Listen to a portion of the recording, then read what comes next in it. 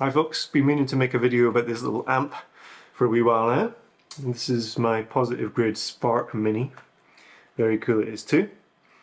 And I wanted to put together my thoughts on it, having used it for several months now, and also put together a few demonstrations of some of the tones that I get from it using various different guitars in different styles. So there will be clips throughout this video of me playing using different tone settings, different types of pickups, etc., to give you a bit of an overview of what it sounds like in the room. Everything's going to be recorded just from the camera mic. I'm not doing any sort of direct recording. What you're hearing is actually through the speaker in the amp. It's not the kind of direct modeling technology or anything like that. Just to give a bit of an overview, I'm a professional musician. I do a lot of teaching, and I bought it primarily for teaching. If I'm teaching on Zoom, then I'll have it just here next to the laptop. Or I'll take it into places where I'm teaching and use it in various different ways that I'll talk about. I also use it as a practice amp at home. So wanted to share all of my thoughts on some of the successful parts of it, some of the slightly less successful parts of it. Hopefully you'll find this useful if you're thinking of buying one. If you're new to my channel, then do consider hitting the subscribe button. It's just a little channel. I haven't been sponsored for this or anything, needless to say, so help me out to grow the channel. Put the thumbs up on it and all that kind of stuff that everyone says in these YouTube videos.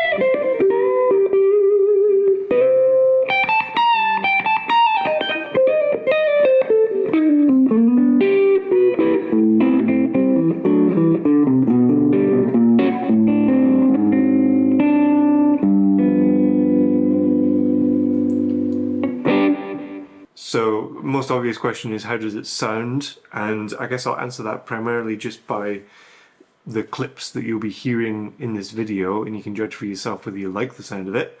I would say that I was pleasantly surprised how big it sounds, considering it's a small little box. It's like a little speaker in here and there's a subwoofer underneath. So it gets quite a big kind of frequency range and plenty of bass that really fills the room. There's a reasonably good range of tones available. We'll get into the app in a moment and some of the things that you can do with that. What I would say is that as guitarists, we're so used to having our amplifiers on the floor, whereas most people like me will be using it perhaps on a table next to them, so the speaker is really pointing towards our ears. So sometimes I found it a little bit harsh, and I actually prefer it when I'm playing if I angle the speaker a little bit away from me, so you're getting a slightly different kind of set of frequencies, and then hearing it more kind of reverberate around the room. So that's something to bear in mind.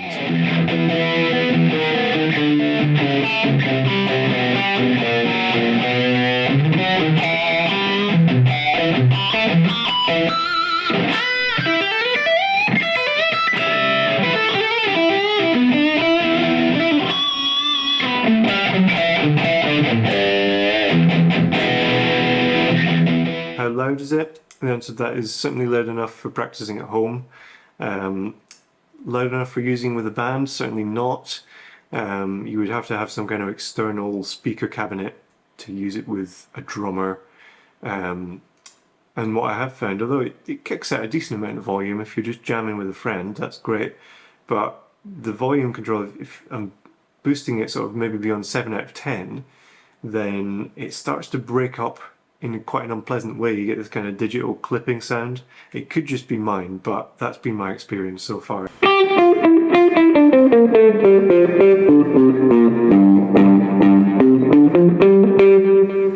It is worth saying that this does just work as a Bluetooth speaker as well, so multi-purpose. My wife and I quite often use this in the kitchen to listen to music when we're cooking.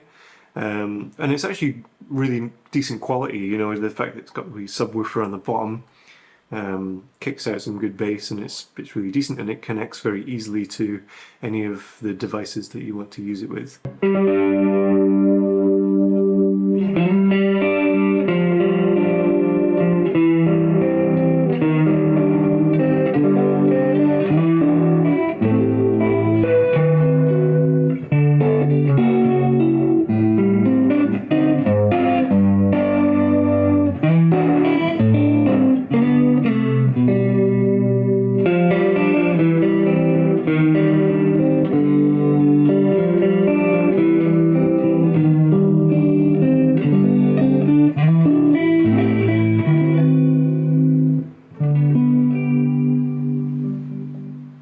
As I've said, it really doesn't work in the way that a traditional guitar amplifier works.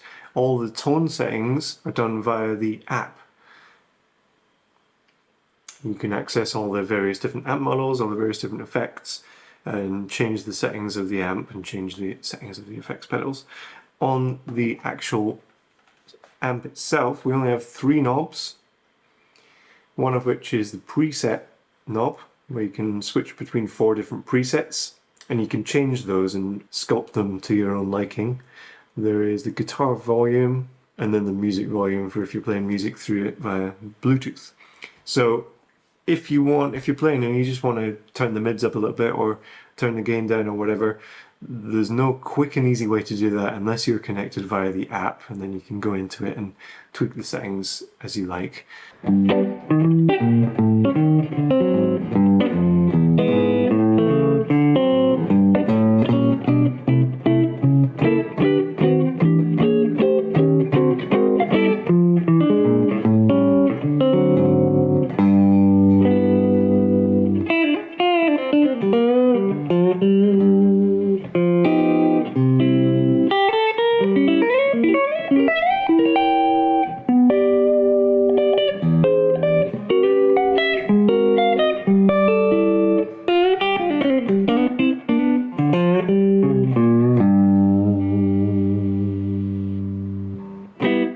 It comes with a thoroughly decent selection of amp models and effects and things.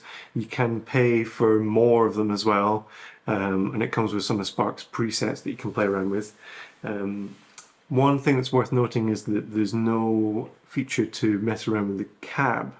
So, you know, if you're using like a plug-in or using like a Helix or a Kemper or something, you'll always be able to select what speaker cab it's modeling as well as which amp it's modeling, and then mess around with what type of mic is on it and that kind of thing. This doesn't give you any of that. It's the amp itself, and there's no control over the speaker. So a bit of a limitation, not something that bothers me for the usage that I am going for here, but if you're used to having all of that tweakability from plugins or from modelers, then it's not quite there.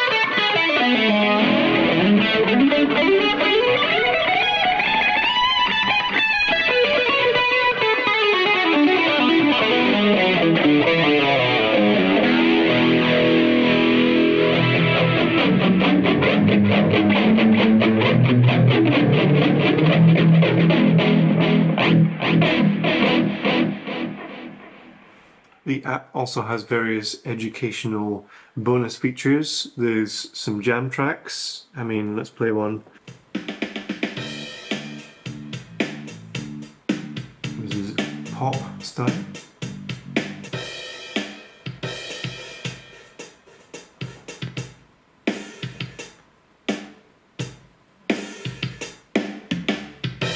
This sort of thing, it will show you the chords.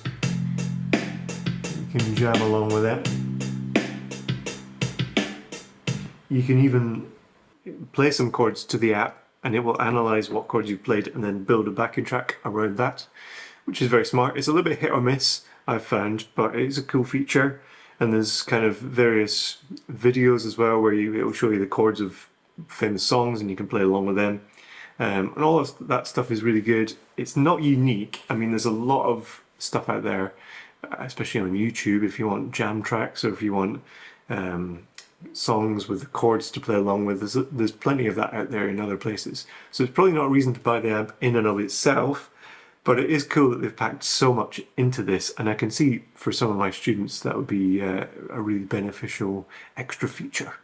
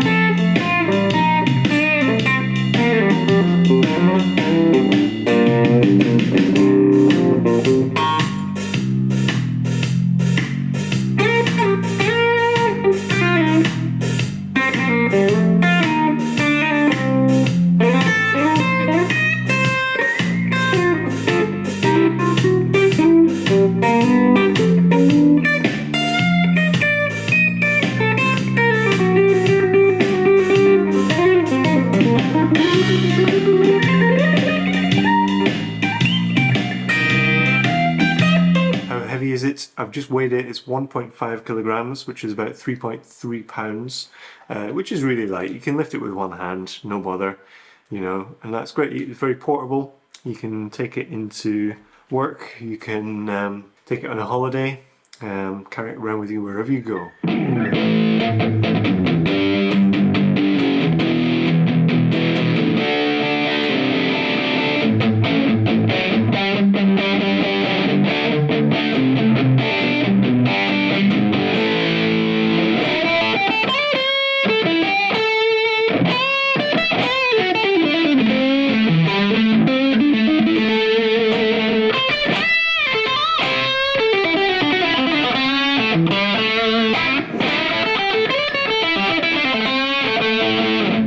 The battery last, I reckon I get about 8 hours out of a full charge, which is pretty decent.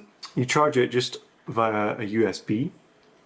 See on the back of that one there, and you can plug that either into a wall socket with an adapter for USB, or just into a laptop, for example.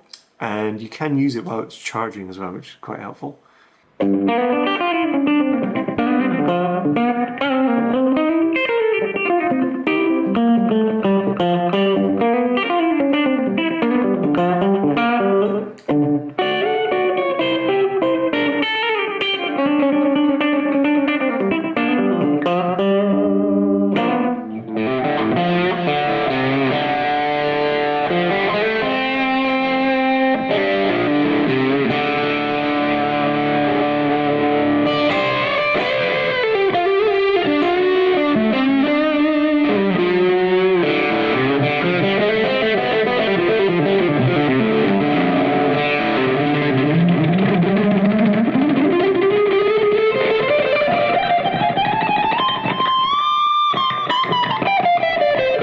One of the advertised things is that you can use it as a USB audio interface with your DAW. Now, I've tried that.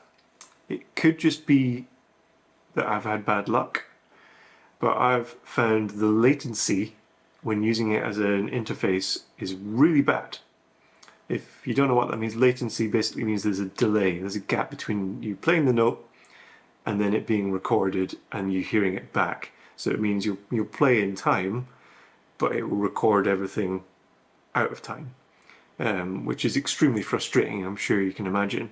It's a shame because I think it'd be really great as an audio interface. I like the idea that, first of all, you can use the tones in this, so you're saving your processor on your computer by not having to run plugins and stuff on it. and I like the fact that you can hear the tracks that you're playing along to. You can hear it coming back out the speaker as you're playing. That's all great, but the latency is so bad it just becomes unusable for me. I have tried changing like buffer size and all the obvious sort of stuff. There might be something I've done wrong, and if there is, I'm sure somebody in the comments will let me know.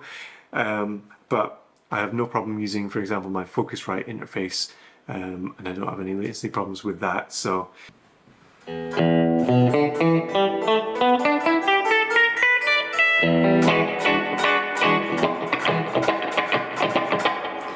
speaking of latency, also the aux in, so around the back somewhere there, for you to plug in like a mini jack, you know, if you're playing something from a device, also has latency, which is really annoying. So I had wondered maybe I could use it as a monitor speaker for recording. If I use my Focusrite as the interface, I could run out of the headphone socket from the Focusrite, a mini jack into this, and still be able to use it at least as a monitor speaker. But no, terrible latency. And apparently, according to people on the internet, it's because although that's an analog signal going in, it has to go through the digital processing that the Bluetooth audio would go through before it's then sent out to the speaker. So that creates this lag. So I mean, it's fine if you're playing just along with the backing track, you won't have any issue with that. But if you're trying to record, then again, that's a no-no.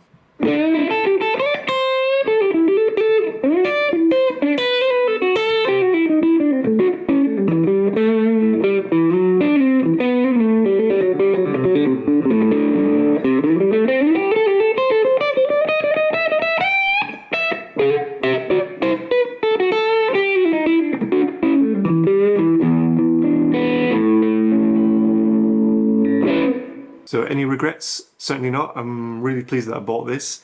It's proved itself extremely useful to me in my professional life. It's great for in lessons using the Bluetooth for backing tracks and stuff, and it's got this really deep sound rather than just using thin, tiny little laptop speakers. It's got enough of a range of tones that I can pretty much cover any ground that I need to when I'm teaching various different styles. And just great for practicing at home. It does work with pedals as well, by the way. Sometimes I'll have my pedal board set up. If I'm practicing for a specific gig, I want to have the pedals there and practice actually stepping on the pedals at the right time. And it does work as a kind of a pedal platform if you just have it on a clean preset and hook up your pedals beforehand. So yes, very impressed. It does have some drawbacks, as I've mentioned. The latency thing is very irritating. The fact that you have to use an app to change the settings all the time is sometimes annoying. And the fact that if you crank that volume beyond about 7, then you're into horrible, nasty digital breakup. But I can forget all of that just for the fact that it's such a portable and such a useful little app. Hope you found this useful and informative. Stick a thumbs up on the video if you've enjoyed it, and do check out some of my other videos if you haven't already. Links below. You can check out my music on Bandcamp. You can check out my Patreon. I've very recently launched, which I'm putting some exclusive content on, and it's a good way just to support this channel and help it grow. Leave a comment if you got this. Let me know what you think of it. And for now, I'll just leave you with another little clip, and I'll see you in another video very soon.